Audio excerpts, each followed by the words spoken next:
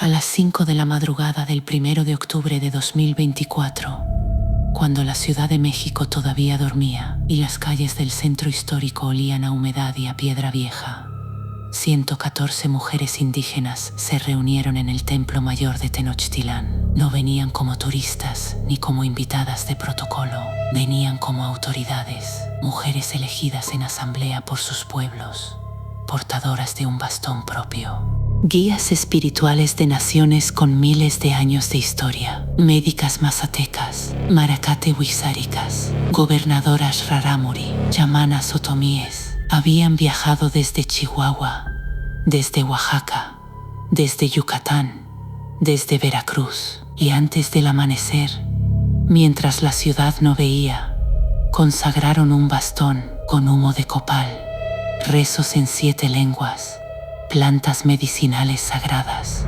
agua bendita de manantiales indígenas y listones de 5 colores. Uno por el oriente donde nace el sol, uno por el poniente donde se oculta, uno por el sur, uno por el norte y uno por el centro, por la madre tierra, por donde todo comienza y todo regresa.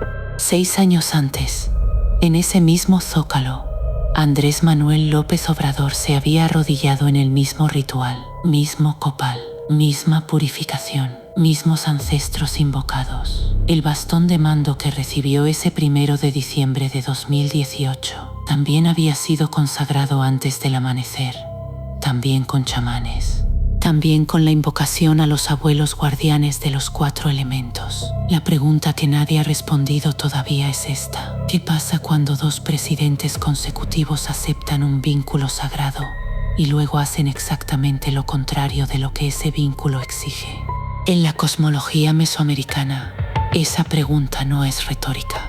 El bastón de mando no es un símbolo, o más exactamente, es un símbolo que funciona. En los sistemas de gobierno de los pueblos originarios de México, el bastón es el eje del poder comunal. El líder que lo porta no es dueño del bastón, es su guardián temporal. La autoridad que ejerce no viene de él mismo, sino del mandato de las asambleas, del consentimiento colectivo, de la voz de los ancestros que vivieron antes que él. La fórmula sagrada es simple y absoluta: gobernar obedeciendo. No gobernar para ganar, no gobernar para el partido, gobernar para el pueblo que entregó el bastón. Y si esa fórmula se rompe, si el guardián traiciona el mandato, el bastón no desaparece, el bastón permanece, activo, consagrado, esperando. La guía espiritual otomí que participó en el ritual de Xiimbom lo dijo con palabras que quedaron grabadas: invocamos a nuestros ancestros, abuelas, abuelos, para que con su sabiduría guíen el camino de nuestra presidenta, que la conduzcan e iluminen con la luz del universo. En la tradición nahua, invocar a los ancestros no es una metáfora. Los ancestros escuchan, los ancestros responden, y cuando alguien acepta su guía y luego camina en dirección opuesta, se dice que los nahuales guardianes de un pacto no perdonan la traición. Se dice, entre los pueblos del México profundo, que el bastón que fue entregado con amor puede convertirse en brújula hacia el inframundo para quien lo traiciona, no como metáfora, como consecuencia cosmológica real. Hay una creencia que circula entre las comunidades indígenas del sureste, que el Tren Maya no solo destruyó la selva, destruyó el Xibalba, el inframundo maya, el territorio de los muertos, los cenotes sagrados, entradas físicas al mundo subterráneo según la cosmovisión maya, fueron colapsados, contaminados, tapados por la maquinaria. Si en la cosmología maya los cenotes son puertas al inframundo y al mundo de los ancestros, entonces lo que hizo el Tren Maya no fue solo daño ambiental, fue una provocación directa a los muertos. Y los muertos, según esa cosmología, tienen memoria. El 20 de octubre de 2025, el Tribunal Internacional de los Derechos de la Naturaleza, con sede en Ámsterdam, ratificó su sentencia después de meses de testimonios y evidencia. El Tren Maya cometió ecocidio y etnocidio contra el pueblo maya. No impacto ambiental significativo, no daño colateral. Ecocidio, etnocidio las palabras más graves que existen en el derecho internacional ambiental e indígena, la selva maya. El sistema de cavernas subterráneas más extenso del hemisferio occidental.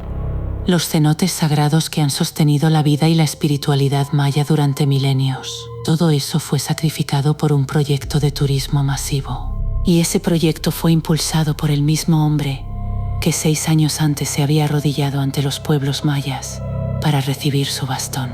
Francisco López Bárcenas, investigador mixteco con décadas documentando los derechos indígenas en México, lo dijo sin eufemismos en enero de 2026. López Obrador es el presidente más antiindigenista que ha habido en la historia de México. No el segundo, el primero, el peor.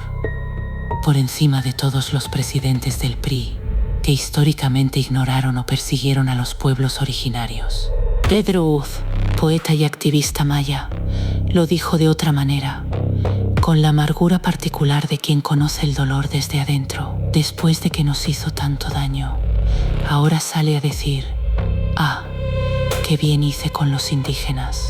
César Cota Tórtola, líder yaqui, resumió lo que el plan de justicia dejó en su comunidad en 3 palabras.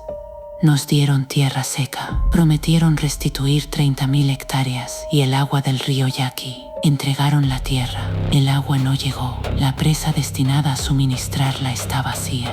El presupuesto del INPI, el instituto que debería defender a los pueblos indígenas, pasó de 10.000 millones de pesos en 2012 a apenas 4.321 millones en 2024, la mitad.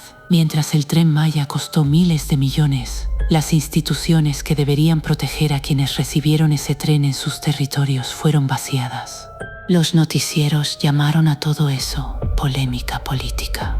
Hoy el bastón de Sheinbaum está en Palacio Nacional, el mismo palacio cuyas esquinas fueron purificadas con copal antes del amanecer del 1 de diciembre de 2018. El mismo recinto donde, según la tradición indígena, los espíritus que fueron invocados siguen presentes, porque un ancestro convocado no se va hasta que el pacto se cumple o se paga.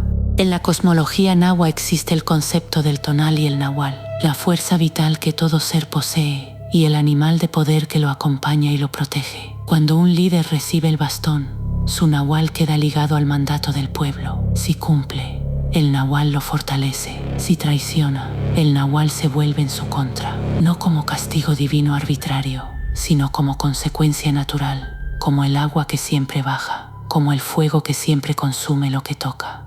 Hay algo más que circula en voz baja entre las comunidades del México profundo, algo que no se dice en conferencias de prensa ni en libros académicos. Se dice que los bastones consagrados en el Templo Mayor y en el Zócalo no son objetos independientes, que están conectados entre sí y que conectan a quienes los portaron con los mismos ancestros que los entregaron, que hay una línea invisible entre esos 2 bastones y la tierra que fue prometida y destruida, y que por esa línea, tarde o temprano, algo regresa, no como venganza, como reequilibrio. La próxima vez que veas el escudo nacional de México, el águila sobre el nopal, devorando la serpiente, recuerda que ese símbolo también viene de una promesa hecha a los dioses, una promesa de fundar una ciudad en el lugar exacto donde esa visión se manifestara. Los mexicas cumplieron. Tenochtitlán fue construida en ese lago y la ciudad existe todavía, debajo del Zócalo, debajo del Palacio Nacional, debajo de cada calle del centro histórico. Los ancestros que pusieron ese bastón en las manos de 2 presidentes de México no son leyenda. Son los cimientos de la ciudad donde esos presidentes gobiernan. Y si ellos también recuerdan.